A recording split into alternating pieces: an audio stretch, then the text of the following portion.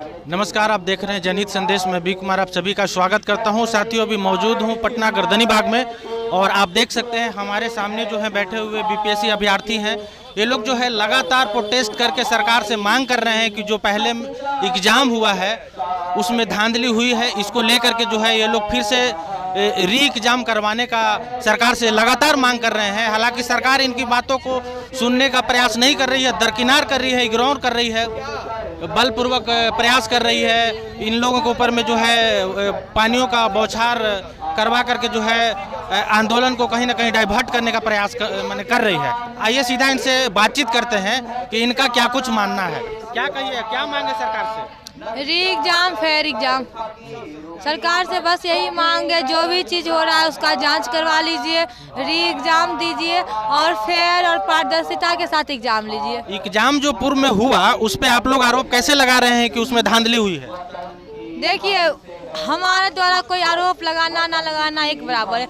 आप जो एक सेंटर पे अनियमितता के रूप में एग्जाम कैंसिल किए हो, वो एक सेंटर अब 22 सेंटर बन चुका है। इसको हमको रिपीट करने का जरूरत नहीं है। जब 22 सेंटर रूपी एक सेंटर पे प्रॉब्लम हुआ है तो कहीं ना कहीं वो संख्या बहुत ज़्यादा है। और जहाँ राइट टू इक्वालिटी और राइट टू अपॉर्चुनिटी का बात करें तो वो कहीं ना कहीं यहाँ पे वो चीज़ निरस्त हो रही है। इसीलिए सभी का एग्जाम कैंसिल होना चाहिए और फिर से और अच्छे से एग्जाम होना चाहिए। साफ सुथरा एग्जाम लीजिए, पारदर्शिता के साथ एग्जाम लीजिए, फिर से एग्जाम लीजिए। सरकार तो आप लोगों की बातों को सुनने का थोड़ा भी प्रयास नहीं कर रही है। आप लोगों पे लगातार जो है हमला करवा रही है, कभी वाटर कैनन के जरिए प्रयोग करके या बलपूर्वक।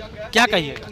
दुख वही बात का है, पता नहीं लोकतांत्रिक देश में रह रहे हैं या तानाशाही में, क्योंकि ये जो लाठी तंत्र चल रहा है ये कहीं ना कहीं तानाशाही को बता रहा है। जब छात्र उतरे रोड पे मतलब लाठी चला दीजिए, ये कोई इंसाफ नहीं है। हमारे जो मोनू भाई आत्महत्या कर लेते हैं री एग्जाम बोल के, उनको भी इंसाफ मिलना चाहिए, उनके लिए भी बात होना चाहिए। और इस तरह से लाठी चलाना ये बहुत दुर्भाग्य है हमारे बिहार का, जो ऐसा हमारे भाई बहन के साथ हमारे साथ ऐसा बिहेव किया जाता है जैसे कि हम लोग आतंकवादी हो, हम लोग देशद्रोही हो। हम लोग ने बहुत बड़ा मांग कर लिया, मतलब क्या ही मांगे। री एग्जाम, फेयर एग्जाम ले लीजिए। जब आप निकाले हो इतना सारा सीट, 200 SDM का, 150 प्लस DYSP का, तो ले लीजिए फिर से एग्जाम। आपके जो बीपीएससी के जो छात्र हैं वो दो फाड़ में बटे हुए हैं, कुछ यहाँ मौजूद हैं, कुछ पटना गांधी मैदान में मौजूद हैं। मैं आपको बता दूं, 2 नहीं वो 3 भाग है, 3 भी नहीं वो 4 भाग है। कुछ लोग तो दिल्ली में भी प्रदर्शन कर रहे हैं, तो वो भी तो हमारे ही भाई बहन है ना। और कुछ लोग पप्पू यादव के साथ भी है, तो वो भी तो हमारे ही हैं। और कुछ लोग गांधी मैदान में, जिस तरह 1857 की क्रांति को अलग अलग जगह से आह्वान किया गया था, उसी तरह हमारा जो शिक्षा सत्याग्रह वो अलग अलग जगह से आह्वान है। और ये कोई गुट और भाग में नहीं बटा है। मेन जड़ जो है वो गांधी मैदान या गर्दनी बाग में है और यही रहेगी। कुछ उम्मीद बचा है, क्या लगता है सरकार सुनेगी आपकी बातें? सरकार उम्मीद बचा है, उम्मीद है तभी तो आए हैं। बाकी बात या तो सरकार सुन ले या लीगली भी हम लोग का बात सुना जाएगा।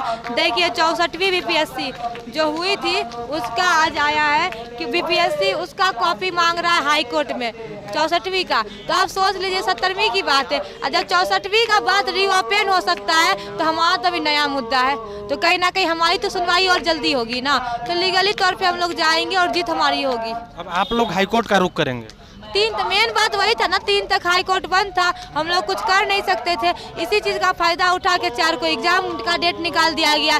मतलब जल्दीबाजी में सब चीज़ किया गया कि अगर एग्जाम हो भी जाती है 4 जनवरी का, तो 22 सेंटर, जब 911 सेंटर का एग्जाम कैंसिल हो जाएगा तो क्या 22 सेंटर का एग्जाम कैंसिल नहीं हो सकता है? वो भी कैंसिल हो जाएगी, सबका कैंसिल हो जाएगा। तो जो एग्जाम का डेट निकला है, आप लोग एग्जाम फिर से देंगे?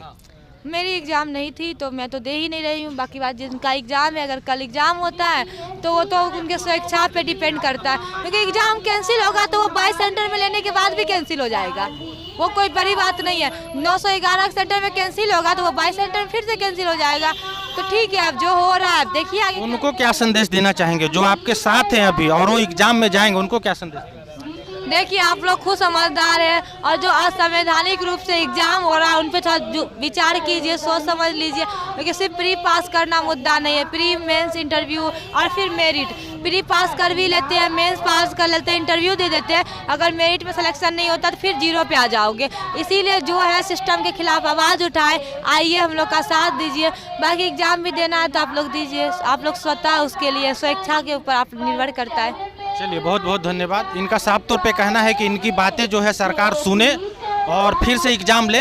अगर एग्ज़ाम नहीं लेती हैं तो ये लोग लगातार जो है ऐसे ही आंदोलन करते रहेंगे। बाकी इस वीडियो पे आपकी क्या प्रतिक्रिया है कमेंट करके ज़रूर बताइएगा। तब तक के लिए धन्यवाद।